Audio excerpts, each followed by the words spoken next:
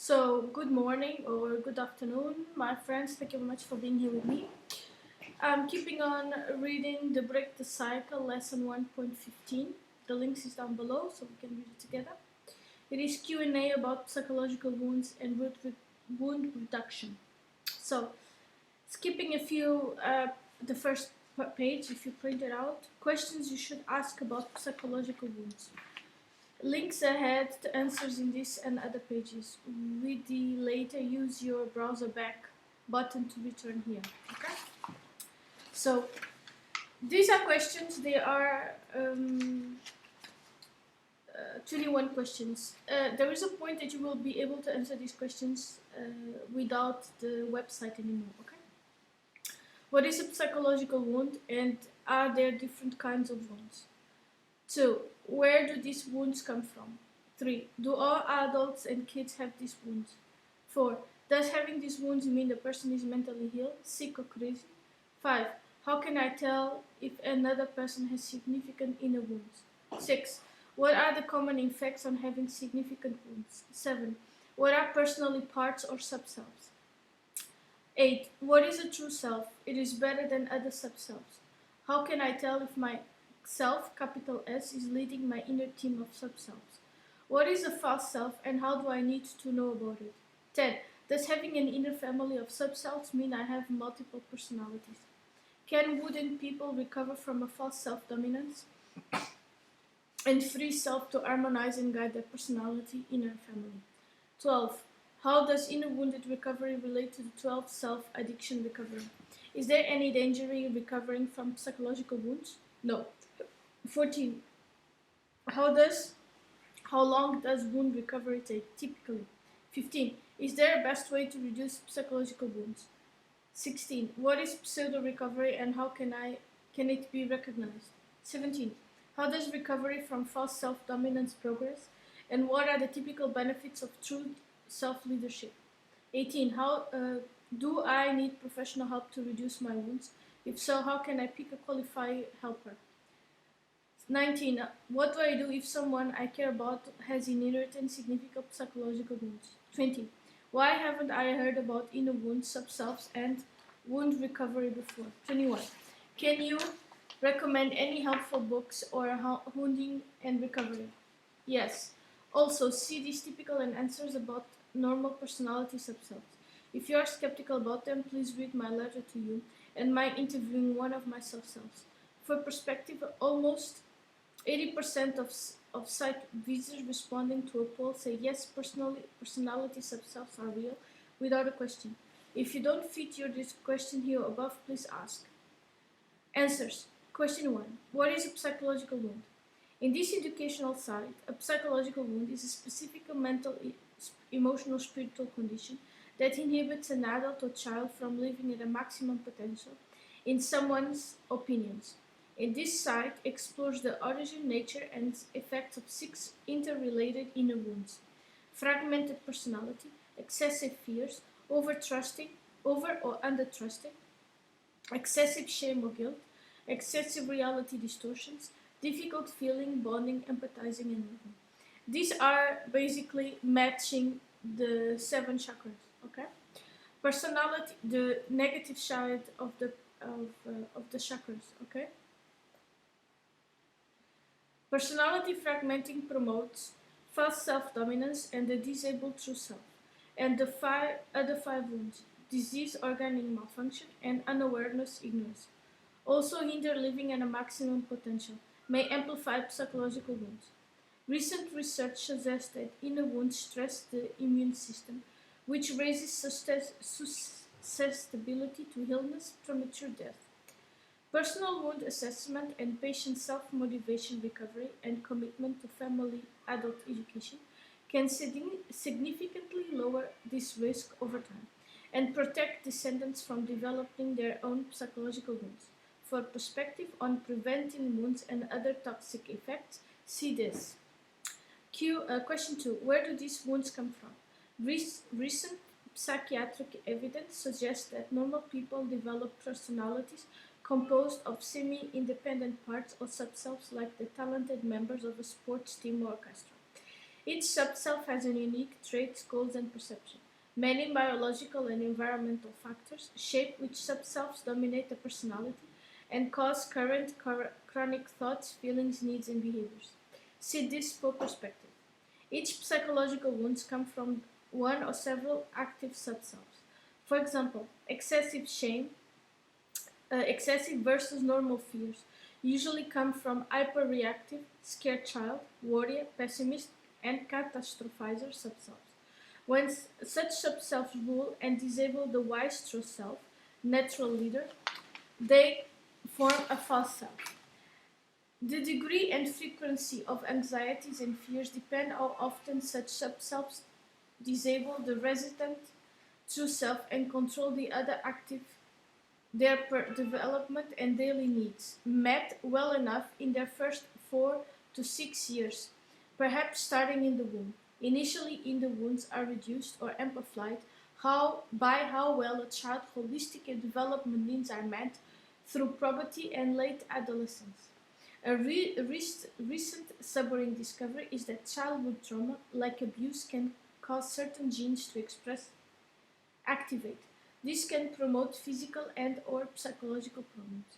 We can wonder if such genes are then passed on to the next generation.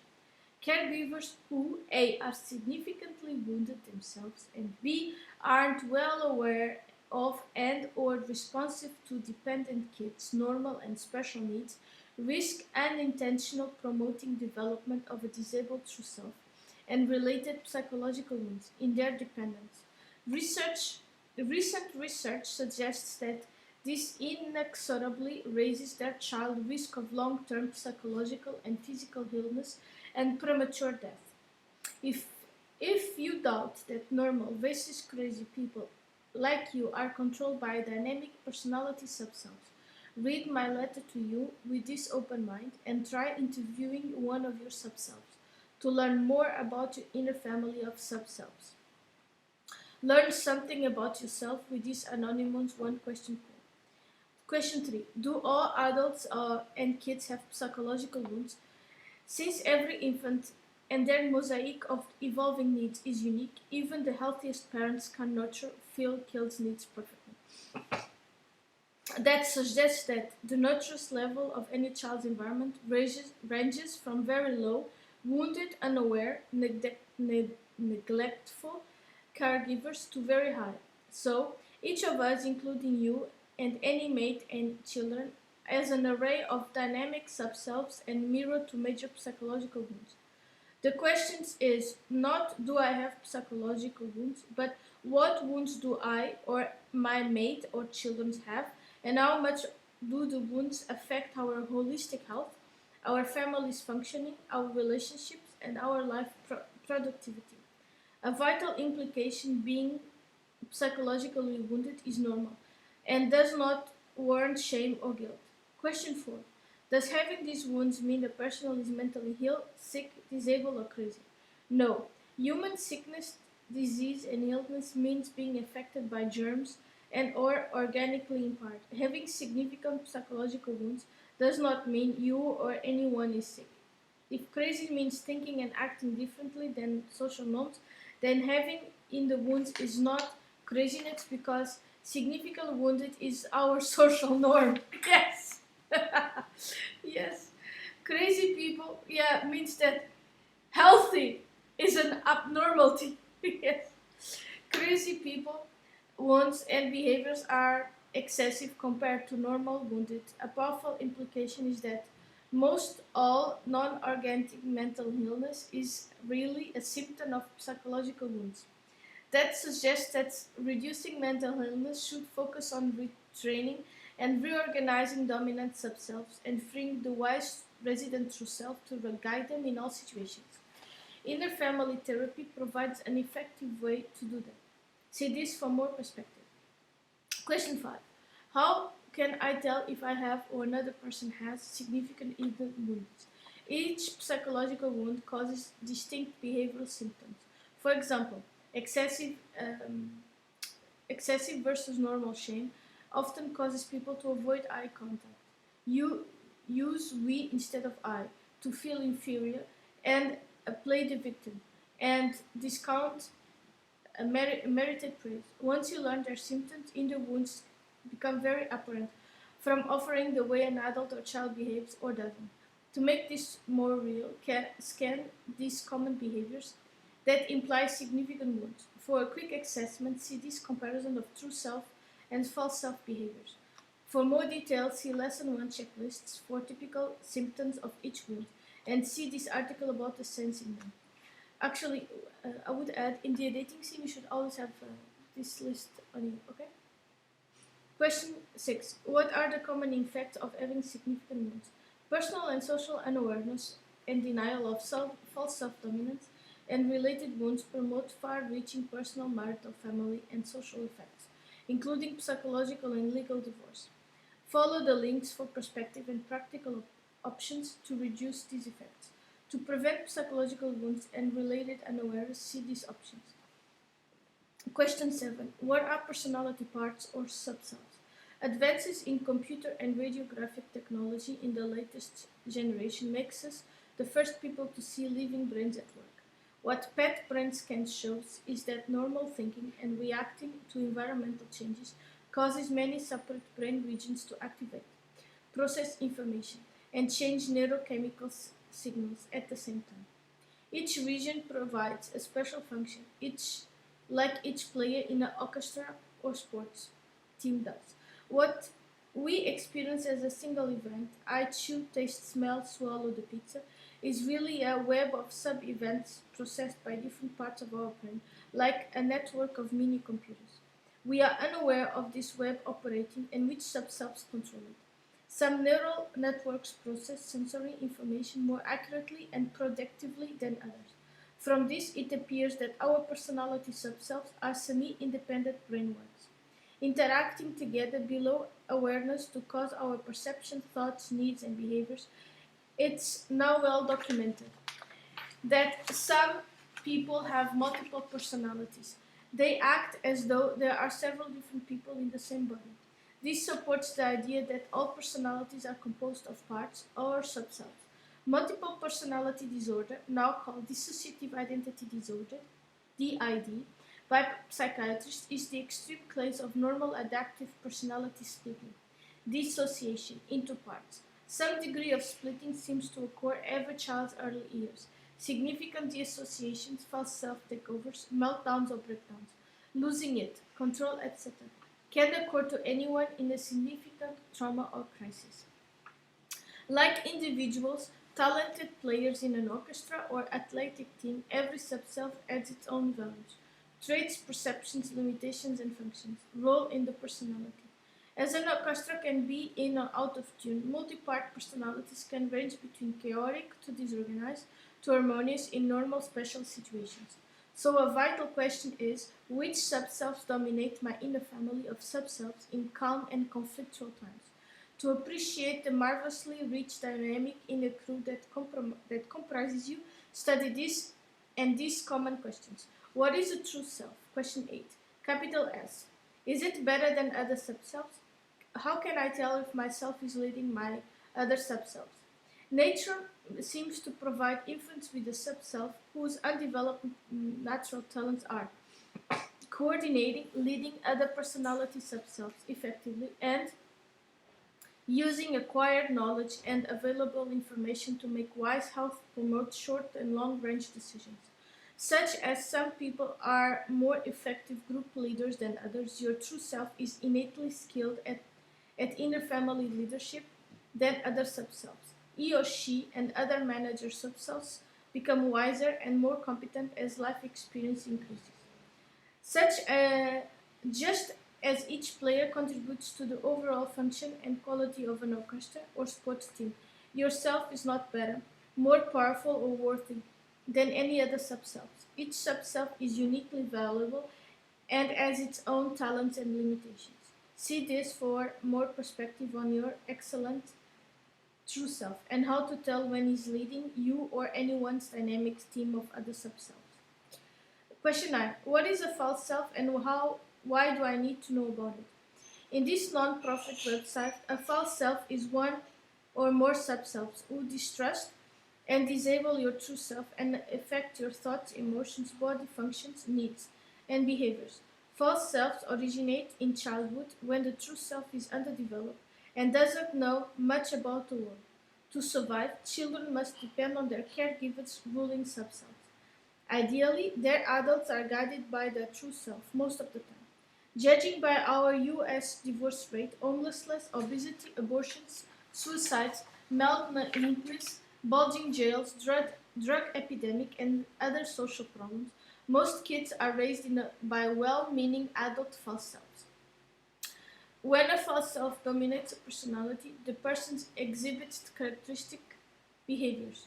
Growing up, attaining stable maturity can seem as slow as process of the resident true self developing A. Wisdom, how the world works, and B. Its innate leadership skills over 30 or more years, and your other sub-selves gradually learning to trust and depend on the leadership of yourself and other management sub-selves rather than our caregivers, teachers, heroes, and friends. That's coming out of the triangle victim, prosecutor, perpetrator, and becoming a sovereign person, okay? A sovereign, it's more than becoming independent, okay?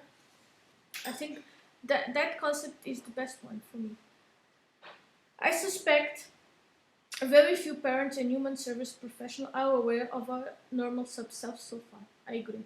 So they leave this vital leadership transfer to change. The social, cultural, and environment results of this unawareness steadily dominate our media headlines. For more perspective and common symptoms of typical false self, see this. Q10. Does having an inner family of sub-selves means I have multiple personalities? No. Media headlines and programs are sensationalized multiple disorder, now called dissociative identity disorder, DID. Like most people, do you automatically associate this condition with craziness or mental illness? Having a multi-part personality now appears to be normal. The great majority of us adults and kids have an active team of sub-selves silently shaping our perception and choices and behaviors. Psychiatrists guess that 5% of Americans suffer the extreme inner family disorganization that causes DID behaviors. Most of all of these sufferers report massive childhood neglect and abuse. For example, very wounded caregivers, very low nurturing family. Well, basically, our families without love to give. Okay. Mental health workers specializing in dissociative mental disorders repeatedly report lasting reductions in DID behaviors over time. This implies that with awareness, skilled guidance, and encouragement, our reactive, disorganized subselves can change towards a more inner harmony. Lesson 1 in this site offers a proven, effective way to do this over time, called Part 1. Question 11. Can people reduce psychological wounds and free their true self to live? Yes. A professional inner family systems IFS therapist for 21 years, I have witnessed scores of courageous women and men confront their reduced inner wounds and live more serene, productive, self-guided lives. I've learned similar results from many other graduates for the Center of Self-Leadership, SCL.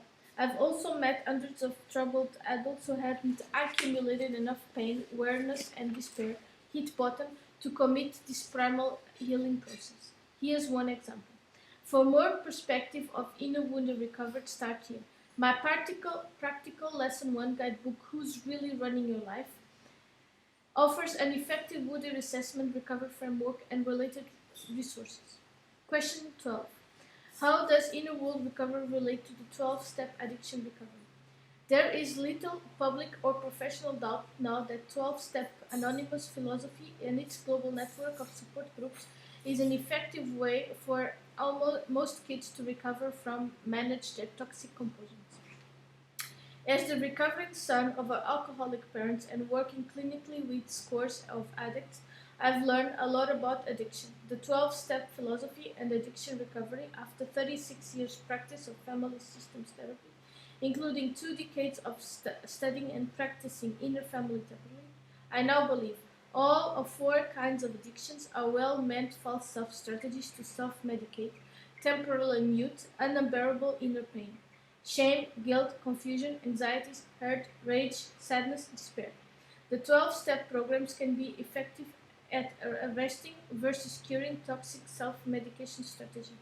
These programs promote what may be called preliminary recovery because they don't advocate reducing the underlying psychological evidence. Addicts who stop attending the 12-step meetings often resume their toxic compulsions, so they relapse. And I believe intentionally working to free yourself, Q question 8, and increased inner family harmony in a field recovery, it includes effective strategy to permanently replace inner pain or numbness with steady serenity, clarity, awareness, and resilient life purpose. Based on this, I respectfully propose this amendment to the 12 anonymous steps to full recovery to promote full recovery from psychological wounds. Using the traditional anonymous label prolongs the obsolete self-amplifying delusion that addictions are shameful character defects. No, they are fast self's normal attempts to survive and reduce intolerable inner chronic pain. Addictions are a conscious with alcohol genetic responsibles which inexorably overcome willpower and logic. Self-medicating is no more shameful than reflexes like breathing, burping, crying, passing gas, sweating, and vomiting. I trust we are moving slowly towards changing anonymous 12-step programs titles to something like Recovers United. Question 11. Is there a best way to reduce psychological wounds? Yes and no. Recovery from psychological wounds is as unique as your fingerprints. No one else has the composition, history, and dynamics of your inner family. Okay. That's very important. No one else lives in the social and physical environment you do. As your unique mix of dreams, fears, assets, experience, limitations, and personality traits. So if you are burdened with significant psychological wounds, your recovery process must be unique. However, you have the same goals as other wounded people, freeing yourself to harmonize your inner family over time and patiently reducing any related psychological wounds. You also have the same resources available to you. Study this overview of typical inner family recovery. So, if you are burdened with significant psychological wounds, your recovery process must be unique. However, you have the same goals. I've already read this. So, question 18. Do I need psychological help to reduce my wounds? If so, how can I pick a qualified helper?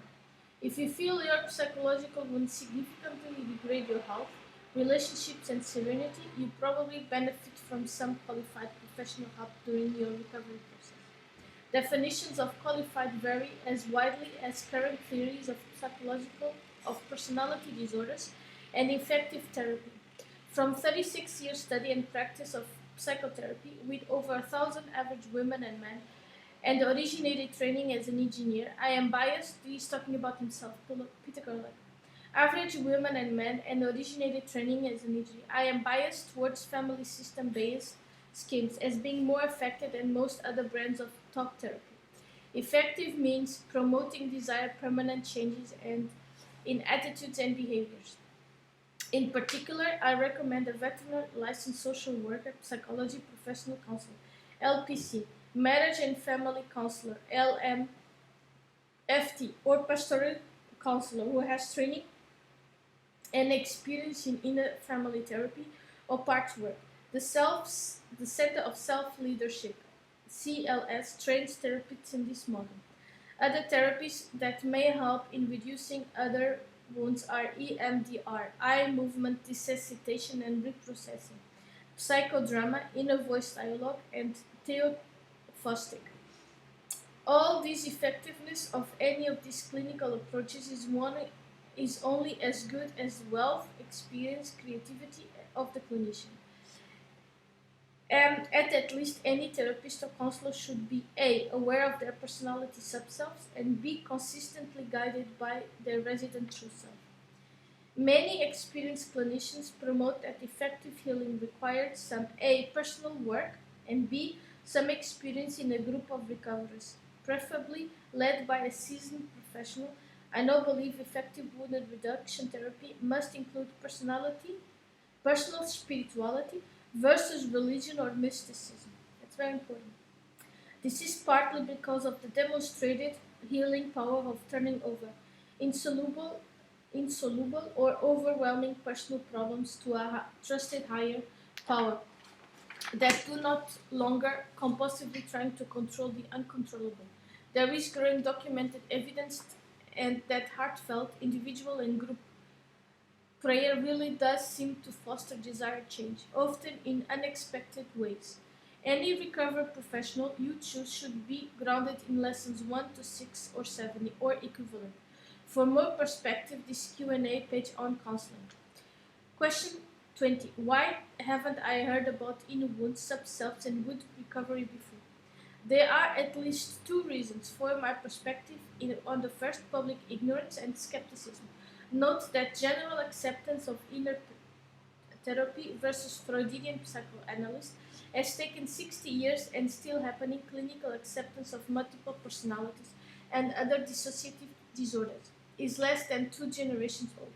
Public awareness lacks that. The new concepts of modular bay functioning and the originals of dynamics and effective of personality subselves were unknown to your ancestors and childhood teachers. They are too new and controversial to have seeped the general public your awareness yet. The second reason these concepts are new to you and your peers is repugnant to most people. The acknowledges wounds and unawareness cycle proposed here implies that global societies provide no legal sanctions discouraging unwise child conception and effective parenting, and we deny that, though indisputable evidence is everywhere. Well, it's not a theory, a conspiracy theory. It's a business plan, so it's made by design. Okay. We required vehicle operations, attorneys, police, plumbers, veterinarians, teachers, pilots, doctors, food purveyors, and CPAs to pass rigorous competence tests to practice. But we don't license couples to conceive and raise children yet. Yeah, great. Our governments and institutions use our tax money to analyze, report, try to cure, prevent major symptoms of low nurturing parenting like crime, cancer, obesity, abortions, addictions, terrorism, homelessness, child abuse, welfare, suicide, murder, mental illness, divorce, and clinical depression.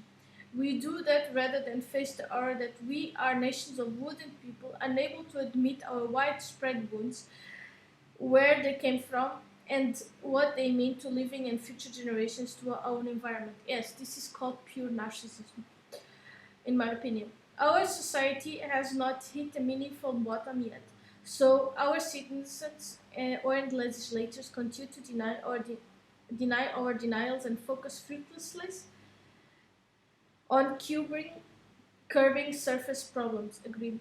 Because of this so controversial and impactful, I know of no organization or media that has founded a concerted national effort to raise debate, research, and public awareness of the repugnant vital need to license responsible parenting. As cartoon character Pogo said years ago, we have met enemy. This is in us. Agree. Well, this is what is called a spiritual war within ourselves. We have to transform the shadow side of each chakra into a positive one. Okay.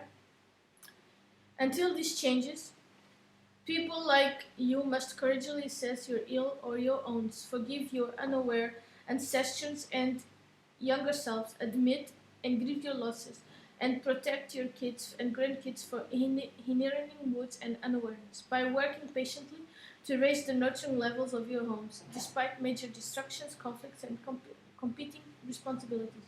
Are your family adults doing for each other and your descendants yet? Yeah, doing my best here.